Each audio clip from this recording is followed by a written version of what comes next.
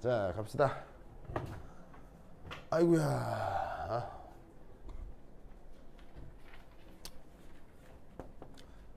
그 다음 할 건 이제 적정이라고 하는 겁니다. 그래서 이제 우리말 번역은 적정이라고 하고 영어 표현으로는 이제 타이트레이션이라고 하는데, 지금 우리가 하는 게 3년기 반응이잖아요. 3년기 반응과 관련된 적정 테크닉에 대한 얘기를 할 거예요. 그러면 그 3년기에 앞서 이 적정이 뭔지를 알아야 되겠죠. 네. 그래서 요걸 이제 한번 살펴보면, 첫 번째가 이제 적정의 목적이에요. 이 적정이라고 하는 건 왜 하느냐?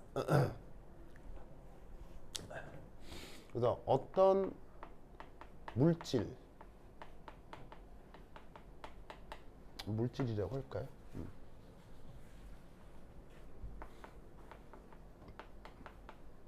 그것의 화학적 성격은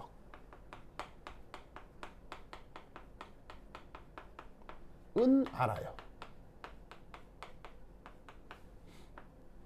자, 그럼 여기에 화학적 성격이라는 말이 나오는데 뭘 얘기하는 거냐? 아주 간단하게는 그 녀석의 몰 질량,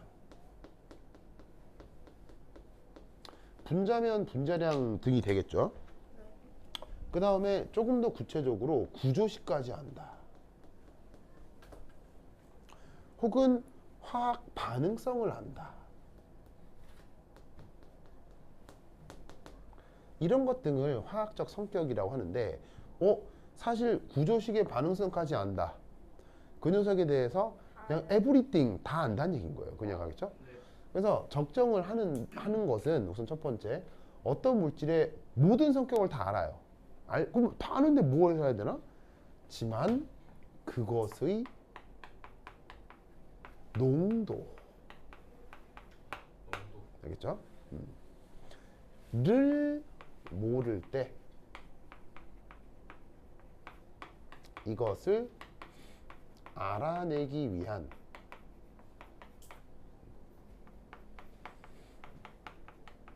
실험적 과정,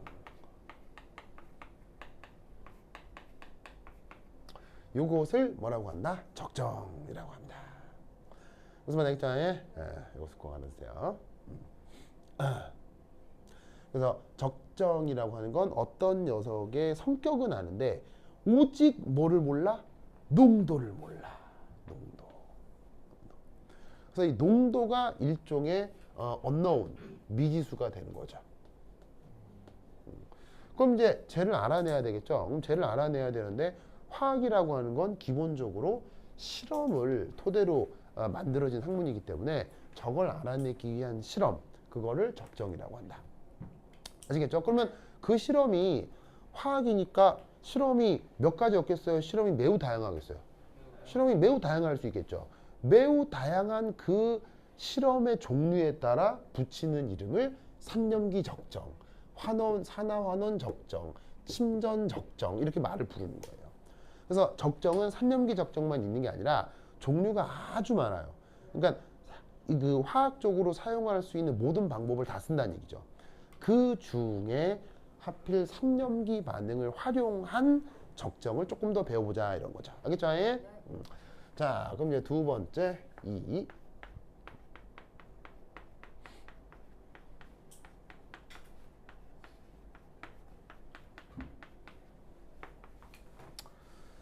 자, 첫 번째,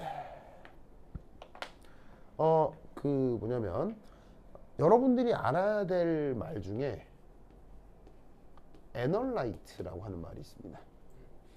애널라이트. 근데 이제 이게 내가 한글로 써주고 싶은데 번역이 없어요.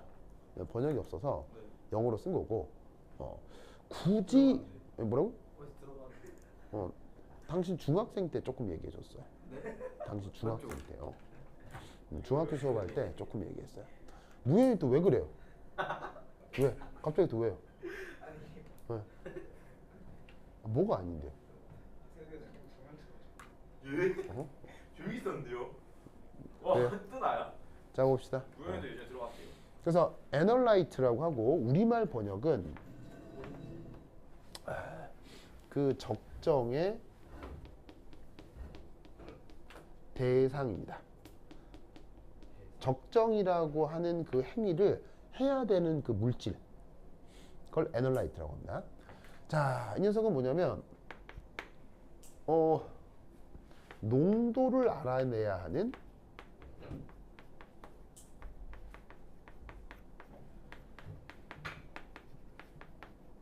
물질입니다.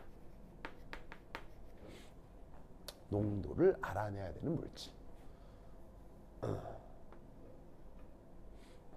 그리고 이 애널라이트는 농도를 알아내야 되니까 지금 농도를 안다는 말이에요, 모른단 말이에요. 농도는 모르는데 이 녀석은 실험 초기에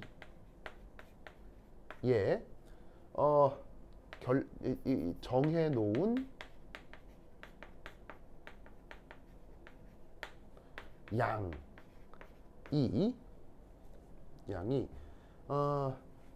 반응이 끝날 때까지, 실험이 끝날 때까지, 반응이라기보다는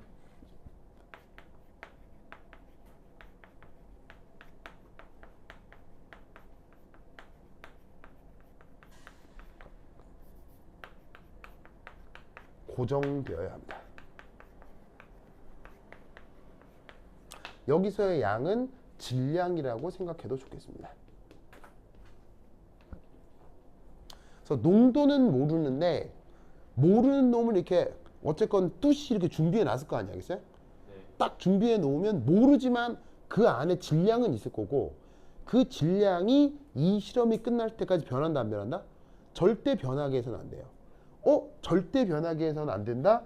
그 말이 무슨 말이냐면 실험 중간에 더 이상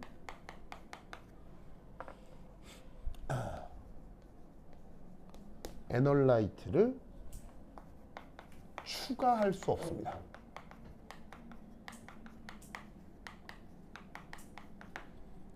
이게 적정 실험의 가장 중요한 테크닉 중에 하나입니다. 모르지만 처음에 자 이만큼 적정해야지 다 가져왔을 거 아니에요. 그러면 요걸로 그 모든 실험을 다 해야지. 자 가져와, 자 요 모르지만 요거 해야지 하는데 안 된 것 같아. 그래서 안 되는 것 같은데 야 좀 더 가져와 봐라 해가지고 붙는 순간 끝이에요. 알겠어요? 딱 붙는 순간 그게 끝이야. 더 이상 이건 적정이 아니야. 그때부터는 알아낼 수 있는 게 전혀 없어요. 뭔 말인지 알겠어요? 그러니까 적정이라고 하는 건 처음에 딱 준비해 놓은 애널라이트의 양이 더 이상 절대로 첨가돼서는 안 돼. 무슨 말인지 알겠죠? 이게 무슨 말인지 알겠어요? 하다가 좀 더 넣어볼까? 끝이야. 알겠죠? 그러면 적정이고 뭐고 다 날아가. 자, 그래서 이걸 꼭 알아두시고, 그 다음 두 번째,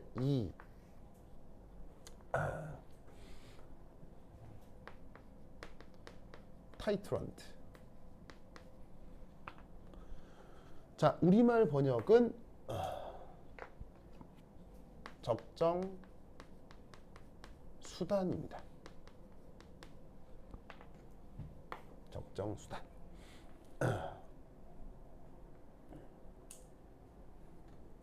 자, 이 녀석은 애널라이트와 반응성이 매우 큰 물질입니다. 정확하게는 반응성이 매우 큰 물질로 골라 놓은 것입니다.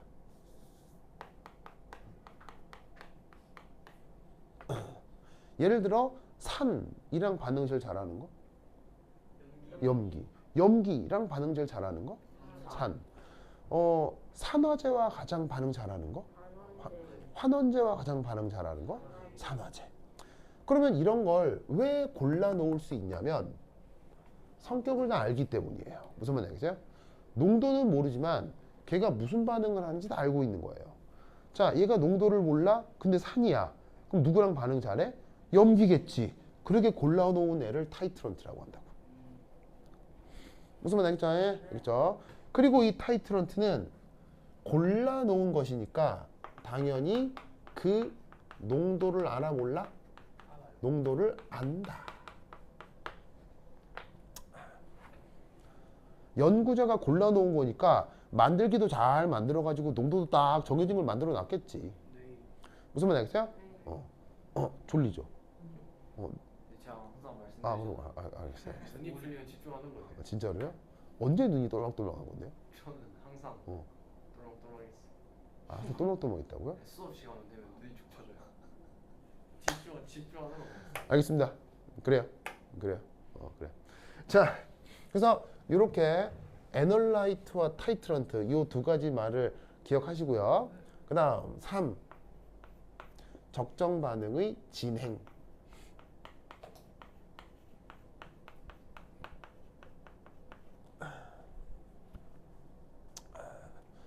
자, 보통 어떻게 진행하냐면 물론 뭐 상황에 따라 약간 다를 수 있지만 이런 식의 뭔가를 담아 놓을 수 있는 비커, 이게 담기용 용기를 준비한 다음에 여기다가 이제 뭘 준비하느냐, 바로 애널라이트를 넣어둡니다. 애널라이트. 그런 다음, 자, 그리고 이 애널라이트는 아까도 얘기했죠. 처음에 이렇게 딱 세팅하면 양이 더 추가되면 된다? 이 상태에서 애널라이트는 하다가 좀 더 넣어. 이 돼? 안 돼? 안 돼. 처음에 딱 정해놓으면 끝이야. 알겠죠? 이게 핵심이야. 알겠죠? 그 다음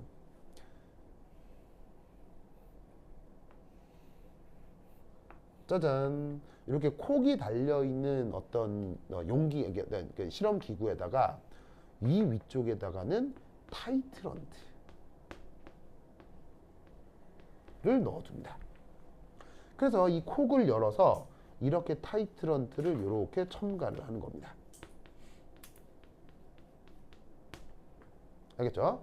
이때 이렇게 생겨먹은 그릇 이름은 뷰렛. 네, 바로 뷰렛이라고 합니다. 저 조민정. 뭐라고? 누구요? 누구요? 화거든요. 아, 그래요? 실험했어요. 저거 할 때 좋습니다. 농도 잘 맞춰가지고 네. NaOH의 화학 식량을 네. 28일 했어요. 그럴 수 있죠. 그럴 수 있죠. 네. 알겠습니다. 좋아요. 자, 봅시다. 왜 아까 뭘 했어? 뷰렛이라고 하는 실험 도구가 있는데 실제로 이렇게 뚱뚱하게 생긴 건 아니고요. 대략 굵기가 한 손가락 굵기 정도 되죠. 그래서 길이도 한 50cm 정도 되고, 그래서 이제 길쭉한 녀석인데 이게 은근히 이렇게 가격이 이렇게 싸구려는 아니에요. 유리기구 중에 조금 가격이 해요. 왜냐면 이제 눈끝마다 이렇게 규격이 다 있기 때문에 제작 비용이 조금 해서 한 몇만 원 정도인데 뭐 심각하게 그렇게 비싼 건 아니지만 그래도 이제 유리 도구 중에서는 조금 가격이 한다. 그래서 이제 쓸 때 이게 또 잘 부러져요. 어디가 잘 부러지면 요 모가지가. 왜냐면 위쪽은 약간 단단한데 이 콕 달려있는 모가지 이 부분이 조금 약해가지고 충격 주면 이게 똑똑 잘 부러지거든요. 그러면 못 쓰게 되니까 이게 다룰 때 항상 조금 조심해야 되고, 여하튼 뷰렛 같은 도구를 이용해서 애널라이트를 비커에 넣고 뷰렛의 타이트런트를 떨어뜨린다. 이렇게 반응을 진행을 할 거예요. 자, 이때 명심할 거 1.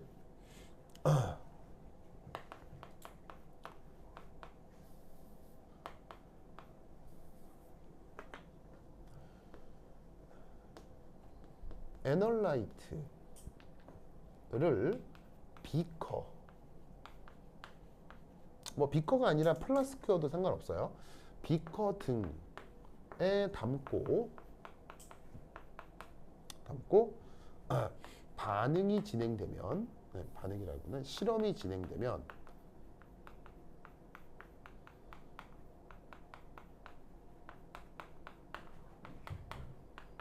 절대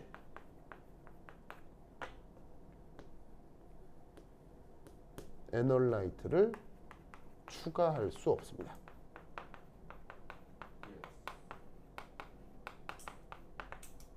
두 번째, 거기에 뷰렛 등을 이용하여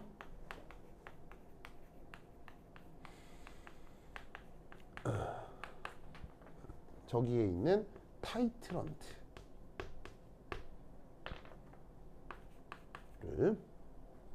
이게 중요한데 소량씩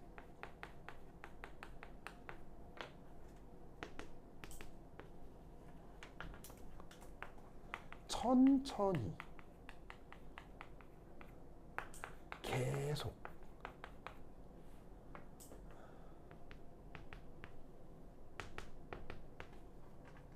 소량씩 천천히 계속 무슨 말 알겠죠? 소량씩 천천히 계속 첨가합니다.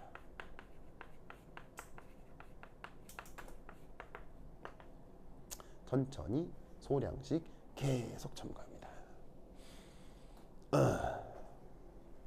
무슨 말 알겠죠? 그렇죠? 요것이 바로 이제 타이트런트를 집어넣는 건데 이게 느낌이 어떤 거냐면 그 민우 요리해 본 적 있어요? 네. 어떤 거? 다양하게. 오 어떤 거? 예, 말해봐요 어떤 거? 네. 어떤 거? 그냥 어. 볶음밥. 오 볶음밥도 좋고요 또 라면 빼고 다 얘기해봐. 계란말이. 오 진짜로요? 야, 한지는 좀 됐어. 이렇게 좀 해본 적이 있구나. 네. 좀 좋아요. 아니 좋은 경험이에요. 굉장히 좋은 경험이에요. 예. 공부는 안 하고. 뭐 공부도 중요하지만 사람이 요리도 할 수 있어야죠. 예, 그건 인류 문화의 정수기 때문에 요리를 하는 건 교육적으로 되게 중요한 겁니다. 좋습니다. 잘했어요. 또 왜? 제 지갑 뒤지잖아요, 쌤. 앉으세요. 앉으세요. 근데 저한테 왜 그러세요? 그래. 자기도 만지지 말고 앉으세요. 앉으세요. 자, 그래서 요리를 하는데 예. 요리를 한 번만 해보면 알겠지만 이게 특히나 한국 요리에 존재하는 아주 특별한 개념이 있죠. 뭐? 천천히. 예? 고추장. 뭐라고요? 항공. 한국 요리. 한국. 예, 우리나라 요리에만 존재하는 다른 나라 요리에는 없는 개념이에요. 고추장, 된장. 다 하잖아. 예, 그런 그 장문화라기보다는 약간 발효시킨 음식들을 얘기하는데 사실 다른 나라에도 발효시킨 음식들은 있죠. 네. 있기 때문에 꼭 장문화가 우리나라에만 있다. 그 얘기를 이렇게 막 하지 않아도 좋아요. 그러니까 이제 뭐 이렇게 그리고 또 따져보면 김치가 우리나라 거다라고 이렇게 막 하면 너무 이렇게 우리 얘기하면 좀 그런 게 사실 다른 나라에도 김치가 있어요, 없어요? 많습니다. 예. 많아요. 아, 예, 김치라고 하는 게 뭐냐면요.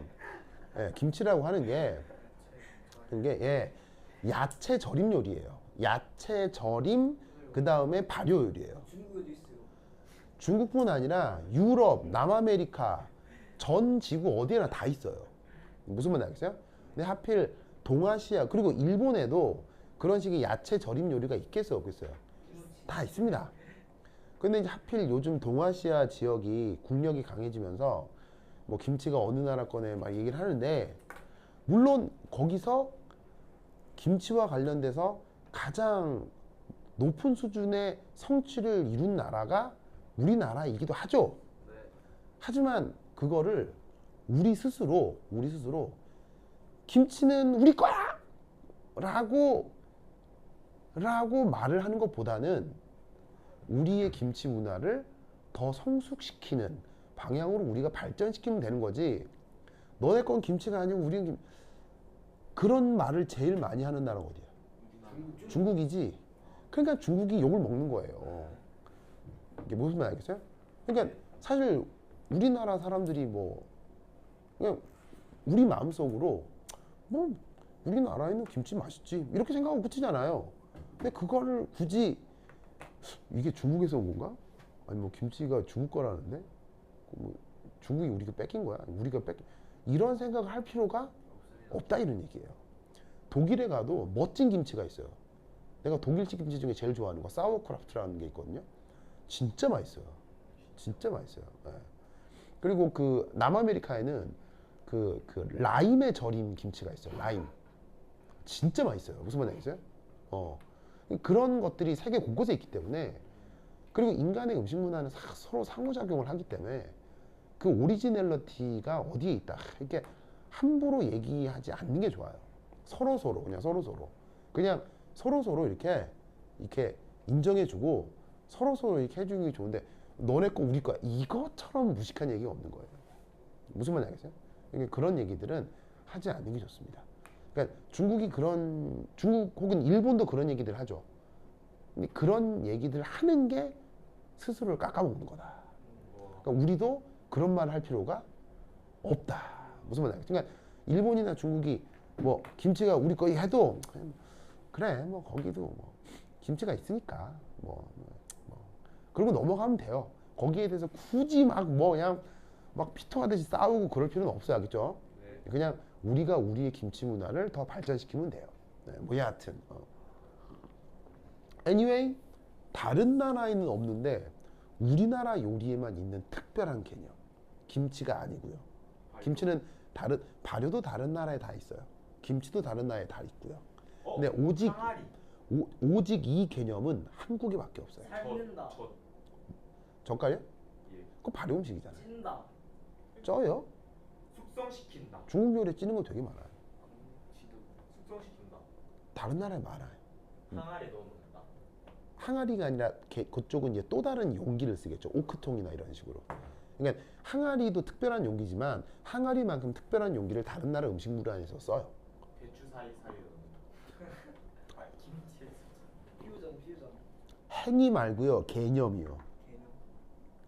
우리나라 요리에만 있는 개념이요. 저희가 아는 정성. 거예요. 정성.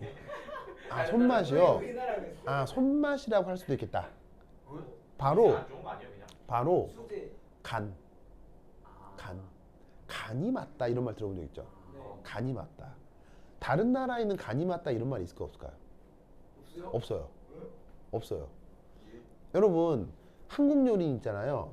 한국 요리는 간이 맞다라는 개념이 뭐냐면 넣는 재료들의 뭐가 중요하다? 밸런스.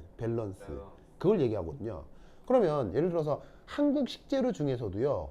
억수로 비싼 식재료 있잖아요. 비싸고 귀한 식재료 있죠. 네. 그런 거 많이 가져다가 음식에 많이 넣으면 그 음식 맛있어요? 못 먹어요? 못 먹어요. 무슨 말인지 알겠어요? 네. 네. 그런데 놀랍게도 서양 요리 있잖아요. 비싼 식재료 있잖아요. 많이 넣으면 어떻게 되게요? 맛있어요. 그냥 맛있어져요. 오. 신기하죠? 역시. 우리나라 요리는 비싼 재료를 막 넣는다고 맛있어지지 않아요. 그리고 한국 요리는 싸구려 식재료를 가지고도 맛있는 맛을 만들 수가 있어요. 부대찌개. 그런데 서양 요리는 재료가 싸구려잖아요. 절대 음식이 맛있을 수가 없어요. 오. 무조건이에요. 무조건. 서양 게 더 좋은 거 같은데. 소영은 약간 날것으로. 무슨 말인지 알겠죠? 그래서 한국 요리에는 뭐가 없다? 아니 한국 요리에만 간이라는 개념이 있어요. 그래서 그 간 최종적으로 예를 들면 간도 여러 가지 컨셉이 있지만 가장 마지막에 조미료를 넣는 것으로 간을 마무리하잖아요. 이럴 때 내가 만약에 요리 경력 50년에 종갓집 셰프다. 우와. 무슨 말인지 알겠어요? 종갓집 막 3대째 내려오는 하여튼 엄청난 요리 경력을 갖고 있는 사람이다. 그러면 내가 간 맞출 때 어떻게 해요? 감으로. 빡 한 다음에 팍 하면 뭐가 와 맛있어 이렇게 될 거 아니에요. 네. 그런데 내가 요리 경력이 일천하다. 그러면 어떻게 간을 맞춰야 돼? 중량을. 그렇지. 아 중량을 재세요? 그것도 좋은 방법이에요. 맛을 보세요. 예, 질량을 재고 좋은데 그게 일상생활에서 그 요리의 뭐냐면 재료의 질량을 재고 계량을 하고 했다는 건 그건 이미 초보에서 벗어났다는 거예요. 그게 아니라 완전 초보 수준에서 요리를 할 때 간을 어떻게 맞추냐고요. 바로 잘 모르니까 찔끔 넣어서 먹어보고 아닌 것 같은데 좀 더 넣어보고 하고 먹고 이렇게 하잖아요. 그 느낌이라는 거예요. 무슨 말인지 알겠어요? 왜 이럴 수밖에 없냐면 얘는 농도를 알기 때문에 모르기 때문에 전혀 모르기 때문이에요. 무슨 말인지 알겠어요? 아까 요리할 때 계량해서 넣는다고 했죠. 그건 농도를 아는 거예요. 목적으로 하는 농도를 알기 때문에 계량해서 넣는 거고 그걸 전혀 모르는 왕초보 상태에서는 이렇게 할 수밖에 없다고요. 그래서 타이트런트를 넣을 때는 어떻게 된다? 그 초보가 요리에 간 맞추듯 소량씩 천천히 계속 넣어주는 거예요. 무슨 말인지 알겠죠? 알겠죠? 요 컨셉을 꼭 기억해야 돼. 알겠죠? 꼭 기억해야 돼. 그러면 이것으로부터 자, 이거 했어요? 이거 했어요? 이거 썼어요? 네, 됐죠. 저 진행. 그러면 이때 3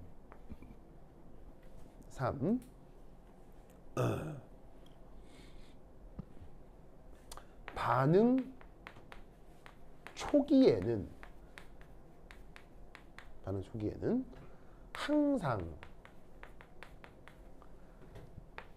누가 한계 반응물일까요? 그 나중에 넣은 거. 용 적정 수단. 추가해 주는 거. 적정 하이트란트. 바로 반응 초기에는 반드시 타이트런트가 한계 반응물이겠죠. 네. 왜냐하면 에널라이트는 이미 준비가 돼 있잖아요. 거기에다가 타이트런트를 넣는데 타이트런트를 왕창 넣어요, 조금씩 넣어요? 조금씩 넣죠. 조금씩 넣으니까 들어가자마자 타이트런트는 반응에서 없어져 버릴 거 아니에요. 그러니까 반응 초반에는 무조건 누가 한계 반응물? 타이트런트가 한계 반응물일 수밖에 없어요. 무슨 말인지 알겠죠? 그죠? 그 다음 4 반응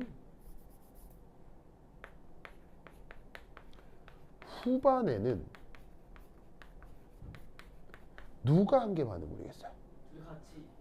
반응 후반에는 아주 후반에 에너라이트. 바로 에널라이트가 한계 반응물일 수 있겠죠. 자, 이건 왜 그러냐면 에널라이트가 처음에 양이 준비되어 있지만 그 양이 무한한 건 아니잖아요. 그러면 타이트런트를 조금씩 넣긴 하지만 어떻게 넣는 거예요?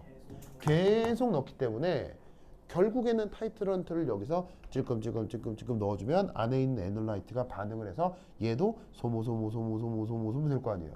소모 되다가 이 에널라이트도 어느 순간 싹 없어져 버리는 순간이 있겠죠. 그것도 모르고 타이트런트를 계속 넣는 거예요. 왜 계속 넣을 수밖에 없냐면 에널라이트라고 하는 분자 사람 눈에 보여요, 안 보여요? 안 보이거든. 타이트런트라고 하는 분자 사람 눈에 보여요, 안 보여요? 보일 리가 없기 때문에 반응이 다 완결됐는지 안 완결됐는지 알아보기가 어려울 수 있다고요. 그러니까 타이트런트를 계속 넣는 거예요. 어떻게? 소량씩 계속. 그러니까 어느 순간은 에널라이트가 싹 다 없어지고 타이트런트가 점점점 많아져서 쌓이게 되겠죠. 그러면 그때는 누가 한계 반응물이냐? 에널라이트가 한계 반응물이 된다, 이런 얘기죠. 무슨 뜻인지 아시겠습니까? 알겠죠? 그렇다면 이때 5 3과 4 사이에 둘 다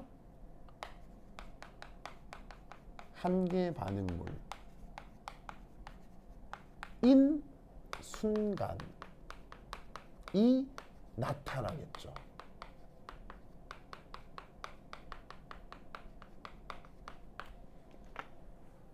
무슨 말인지 알겠어요? 네. 왜냐면 타이트런트는 소량씩 넣기 때문에 넣자마자 없어지고 넣자마자 없어지는 거예요.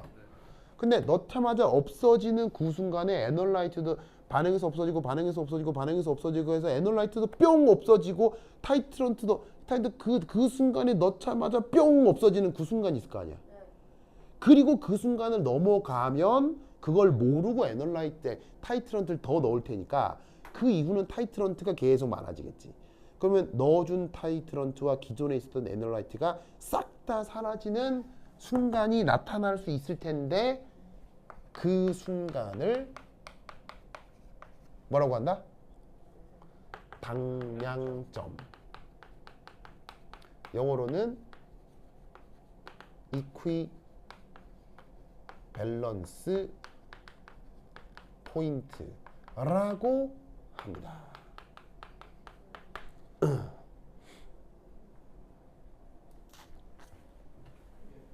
무슨 뜻인지 아시겠죠? 네. 알겠죠? 자, 이 당량점은 이제 명시할 거 뭐냐면 당량점은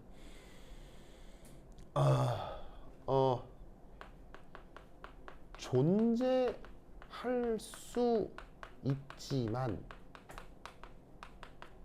검출은 불가능합니다. 자, 왜냐하면 둘 다 한계 반응물이라는 얘기는 애널라이트와 타이트런트 사이에 화학 양론이 완벽하게 성립해서 싹 사라지는 걸 얘기하는 거거든요. 그러면 싹 사라지는 건 완전 모든 입자 개수가 싹 사라지는 걸 의미하는 거죠. 그럼 여러분 1몰의 개수가 몇 개예요? 10의 23승계잖아. 10의 23승계 스케일을 완벽하게 싹 사라지게 한다. 가능해서 불가능하겠어요? 불가능한 거예요. 사람 눈에는 없다고 생각해도 물질들은 거기서 극미래 항상 존재할 수밖에 없거든요. 그러니까 이게 존재는 하지만 인간이 정확하게 그걸 검출하는 건 불가능한 상황. 그것을 뭐라고? 당량점이라고 하는 거예요. 그래서 존재는 하지만 검출이 불가능하기 때문에 이것은 이상적 상황입니다. 그래서 당량점이라는 순간이 있겠지만 실제 실험적으로 그걸 알아낼 수는 없다. 그걸 찾아낼 수는 없습니다. 그러니까 이 사이에 당량점이 있는 건 분명한데 그걸 실험으로 콱 이게 절대 불가능해요. 알겠죠? 그건 절대 안 된다. 무슨 말 알겠죠? 알겠죠? 이 논리를 극극 계기되시기 바랍니다. 됐죠? 자, 그 다음 여기 준다. 준다. 이야.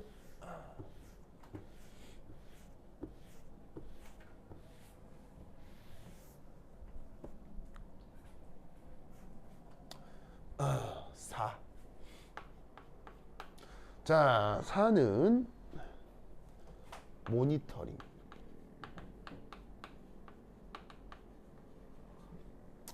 자, 놀라웠게도 분자가 사람 눈에 보여요, 안 보여요? 안 보입니다. 그런데 놀라웠게도 이런 일이 벌어져요. 적정 실험에서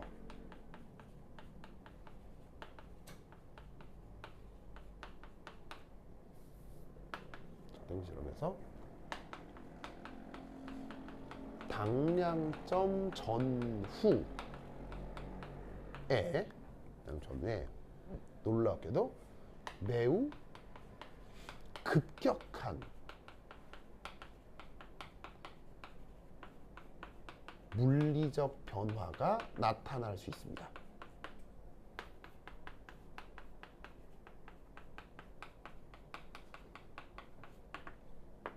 자, 반응하는 애널라이트와 타이트런트 분자가 보이는 건 아닌데 그 반응을 통해서 뭔가 이상한 변화가 사람 눈에 확 뜨일 수 있다는 얘기예요.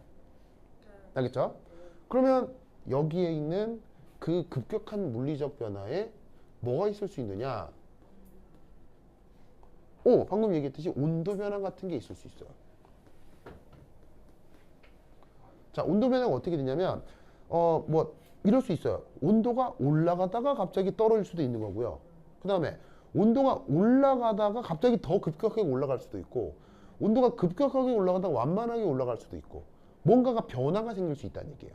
그러면 온도 변화는 사람이 인식할 수 있어요? 못해요? 할 수 있죠. 막말로 그냥 이 손으로만 잡고 있어도 인식할 수 있잖아요. 좀 뜨거운데 갑자기 차가워졌네. 알 수 있잖아. 그럼 그걸 가지고 이렇게 사람의 오감으로 인식할 수 있기 때문에 변화가 있네? 그럼 다시 실험을 시작하면서 온도계를 측정을 해봐도 되는 거고요. 무슨 말인지 알겠죠? 온도 변화 좋고요. 그 다음? 예. 전기전도도 좋습니다.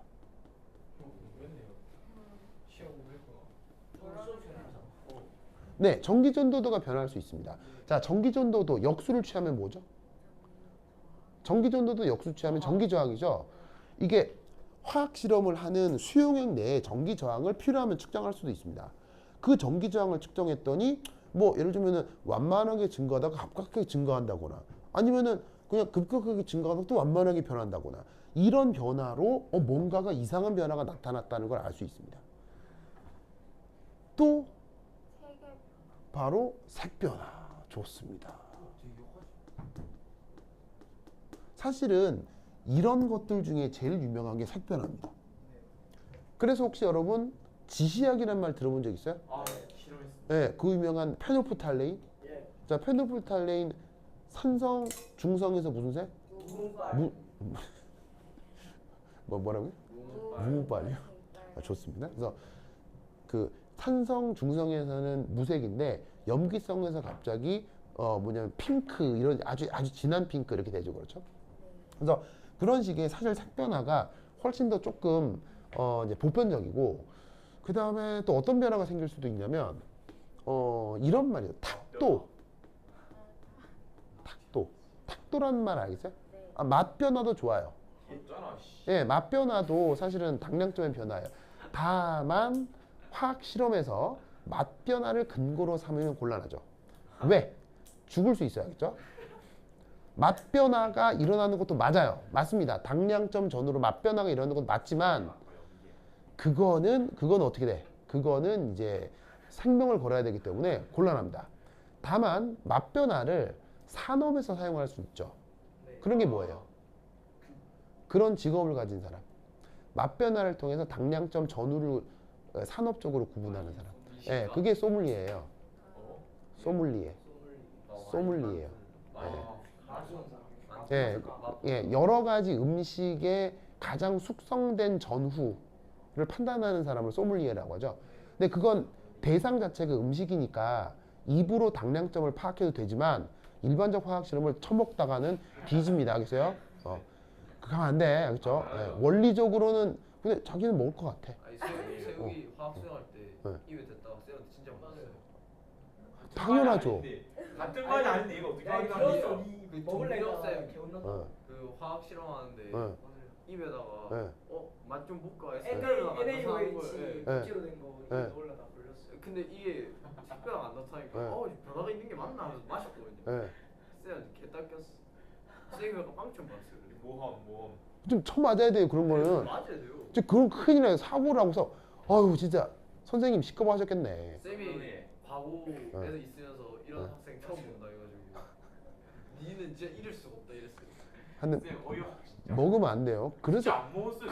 그래서 먹는다는 얘기를 그래서 했구나. 100kg가 넘어가는 겁니다, 쌤. 진짜 아우. 앉으세요. 아 지금 잘 104kg다. 어쩌라는 건데. 내가 정확하게 꽂혀줬잖아. 자 앉으세요. 예, 네. 카메라 앵글 흔들리니까 움직이지 말고. 예. 허허이. 피지기 놀라고. 네. 해요. 자기 움직이니까 앵글이 흔들리잖아요. 봐봐. 외웠는데. 아프다. 이거. 흔들리네. 안무 같다. 자 봅시다. 무연이 두 배가 아니라. 자 봅시다. 자 그래서 탁도라고 하는 건데 탁도는 뭐예요? 탁한 정도. 네, 불투명한 정도예요. 그래서 이게 그 전문 용어로는 터비더티라고 해요. 터비디티라고 해서 그냥 그야말로 탁한 정도예요.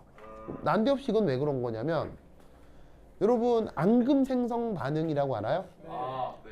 예를 들어서 뭐 AgCl 이거 물속에서 만들어 본 적 있어요?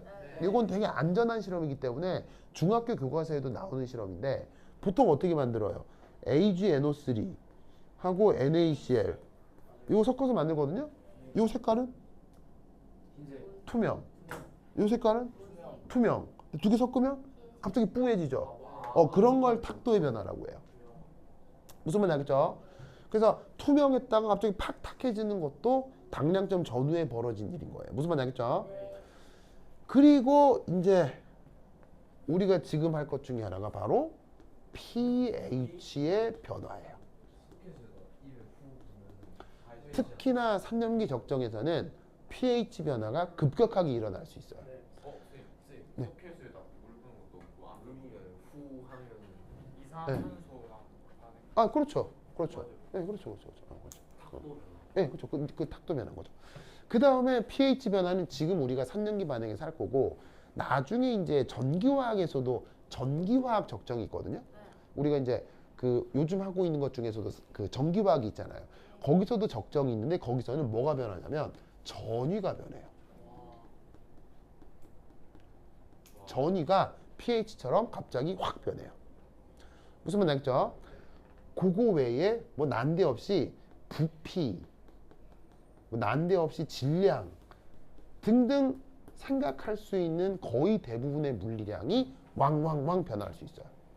이 중에 어떤 걸 선택하겠어요? 가장 편리한 거. pH. 무슨 말인지 알겠죠? 가장 편리한 걸 골라서 뭐냐면은 실험에 적용해 주면 되는 거예요.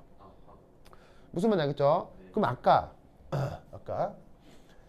방량점이라는 게 있다는 건 알지만 찾아낼 수 있다 없다? 찾아낼 수 없다는 얘기예요. 정확하게. 하지만 그 당량점 전후에 변화가 생기기 때문에 이 변화로부터 당량점의 존재를 인식할 수 있는 거예요. 무슨 말인지 알겠죠? 그래서 어떻게 되냐면 이러한 물리적 변화로부터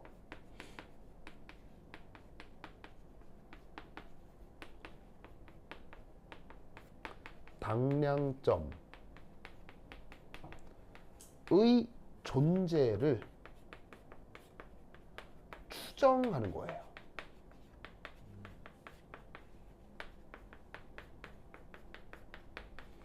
무슨 말인지 알겠죠? 추정해 보는 거. 그러니까 정확하게 여기는 아니어도 변화가 일어나기 전후가 뭔가 갑자기 확 변하니까 여기는 아니어도 여기와 여기 사이에는 있을 거야. 뭐 대충 요 정도. 무슨 말인지 알겠어요? 그렇게 당량점을 추정해 보려고 할 때 이 사실을 활용한다는 얘기예요. 뭔 말인지 알겠죠? 그렇죠? 그 다음 자 여기 쉽니다. 여기 쉽니다.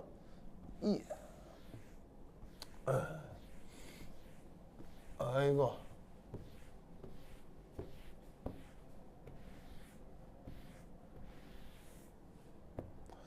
그 다음 5.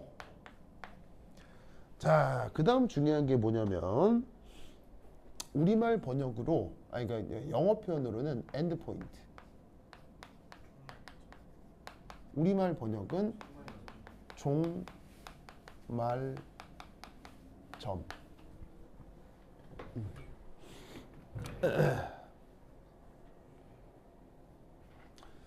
자, 종말점은 종말점은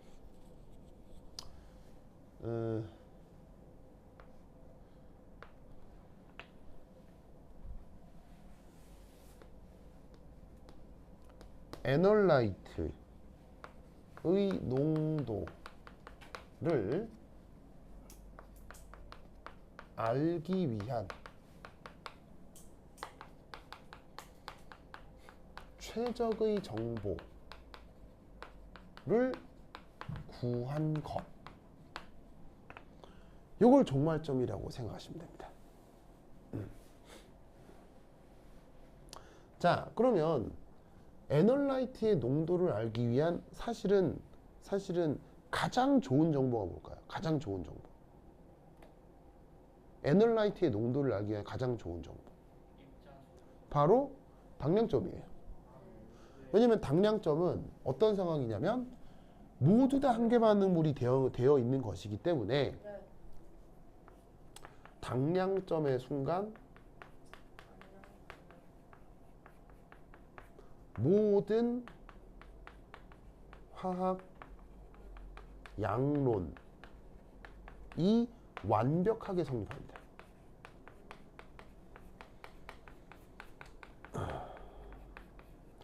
일정 성분비 법칙이나 부피결합 법칙이 완벽하게 성립하는 거예요. 그럼 일정 성분비 법칙이나 부피결합 법칙이 완벽하게 성립하기 때문에 그것을 역으로 에널라이트의 농도를 정확하게 알 수가 있다는 얘기죠. 무슨 말인지 알겠어요? 그래서 에널라이트의 농도를 구하는 게 최종 목적이잖아요. 그걸 하려고 하는 게 적적이니까. 그래서 당량점 정보가 필요한데 당량점 정보는 그래서 알 수 있다 그래서 알 수 없다 그랬어요. 알 수 없다고 했다고요. 그렇다면 엔드포인트는 뭐냐?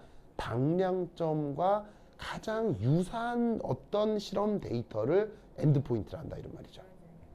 무슨 뜻인지 아시겠죠? 그래서 이 엔드포인트는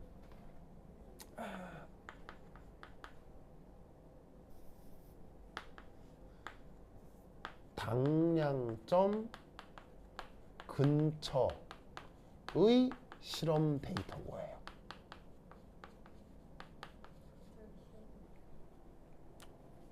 그래서 이 적정 오차라고 하는 건 바로 저 당량점과 지금 얘기하는 종말점 요 둘의 차이를 적정 오차라고 하는 거예요. 기가 막히게 종말점을 당량점에 맞췄다. 그러면 적정 오차는 없겠죠. 그건 완벽한 실험일 텐데 그런 건 존재한다, 존재하지 않는다? 그건 존재하지 않을 거고요. 그러면 이 종말점을 어떻게 알아내느냐?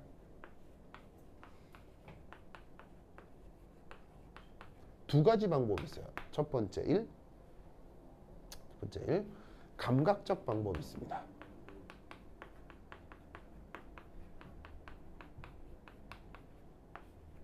자, 감각적 방법은 뭐냐면 감각이 뭘 얘기하는 거예요? 감각.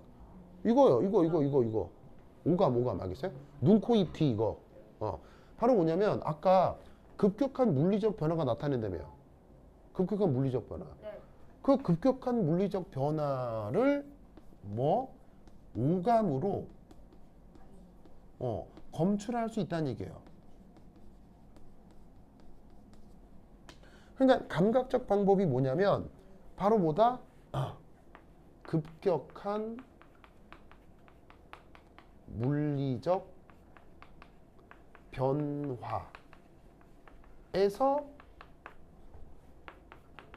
타이트런트 첨가를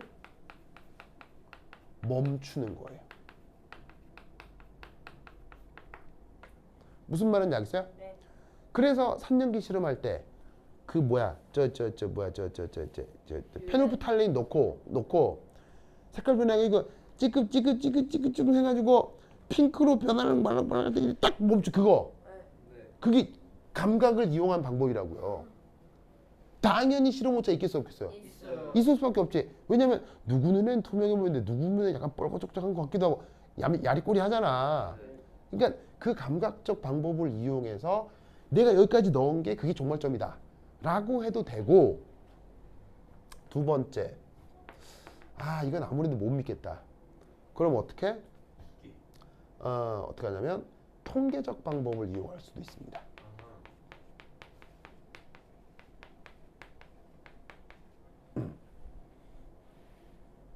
이건 뭐냐면 당량점 이후까지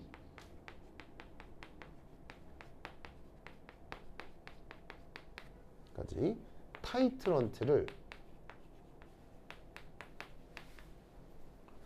충분히 첨가합니다.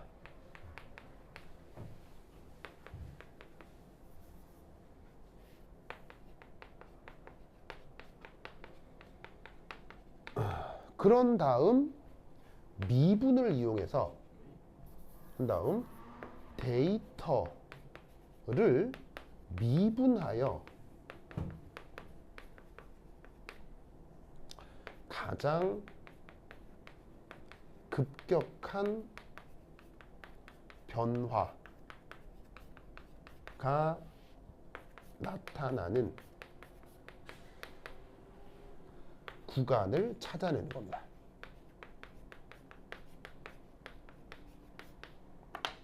자, 급격한 변화가 나타난다고 했죠. 네. 그러면 미분하면 무슨 일이 벌어지겠어요? 미분하면? 자, 예를 들어서 갑자기 그 완만했다가 급해지면 자, 여기서의 미분 기울기하고 여기서의 미분 기울기가 완전 달라지겠죠. 그러면 그 전후의 중간에서 당량점이 나타났을 거야 라고 통계적으로 찾는 거예요. 즉 감각에 의존하는 게 아니라 모든 상황의 데이터를 다 측정을 한 다음에 그 데이터를 미분인을 활용해서 조금 더 객관적으로 찾아내는 거예요. 무슨 말인지 알겠어요?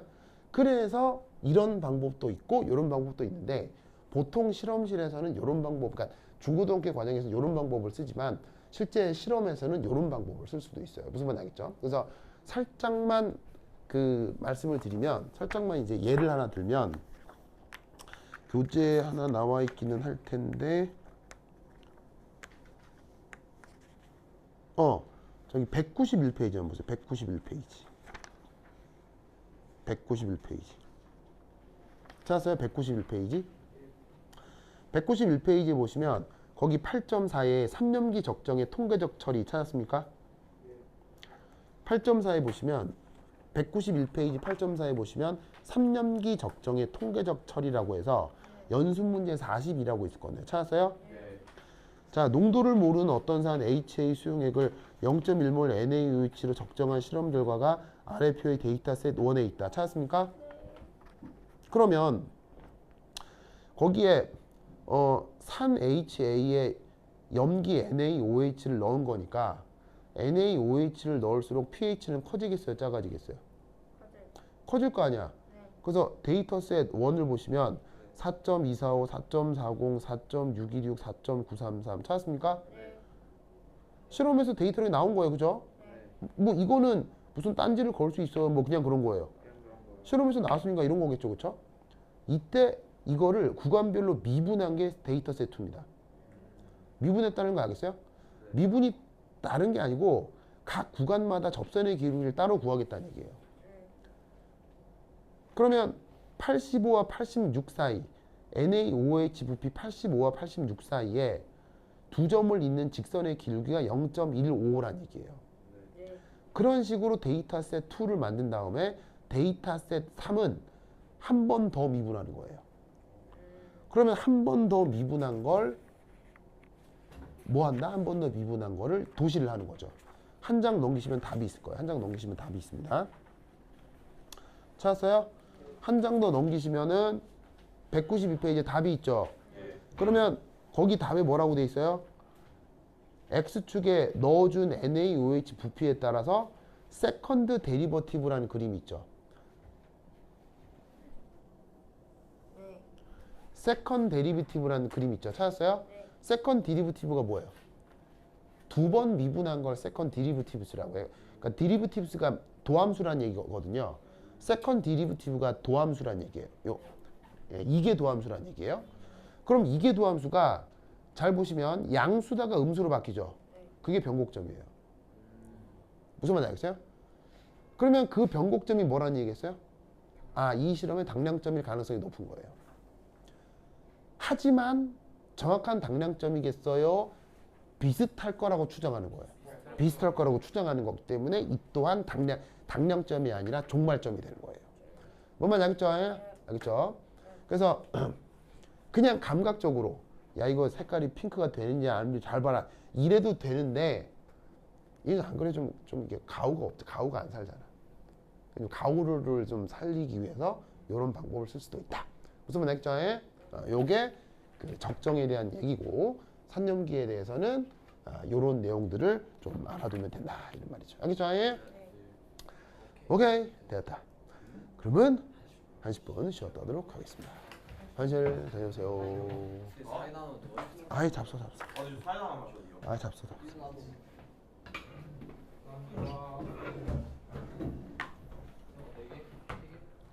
민아 내 것도. 민아 내 것도. 6개?